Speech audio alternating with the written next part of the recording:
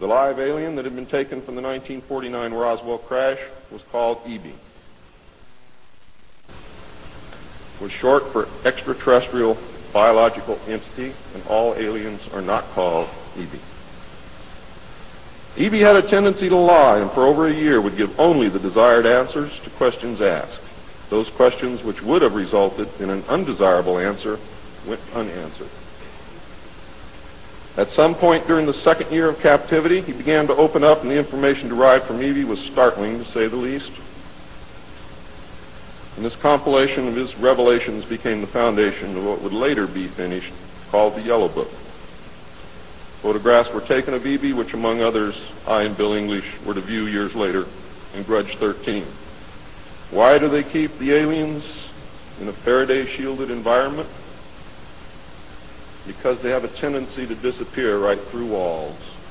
And if you can prevent the transmission of electromagnetic energy, you can stop them from doing it. And if you can prevent the transmission of electromagnetic energy, you can stop them from doing it.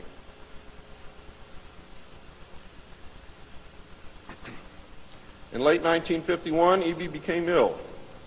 Medical personnel had been unable to determine the cause of EBE's illness and had no background from which to draw. EBE's system was chlorophyll-based, and he processed food into energy much the same as plants. Waste material was excreted almost exactly the same as plants. It was decided that an expert in botany was called for. A botanist, Dr. Guillermo Mendoza, was brought in to try and help him recover. Those of you who have been looking for him on medical lists will not find him there. He was a PhD in botany. Dr. Mendoza worked to save EBE until mid-1952 when EBE died. Dr. Mendoza eventually, according to the information that I read, became the expert on at least this type alien biology.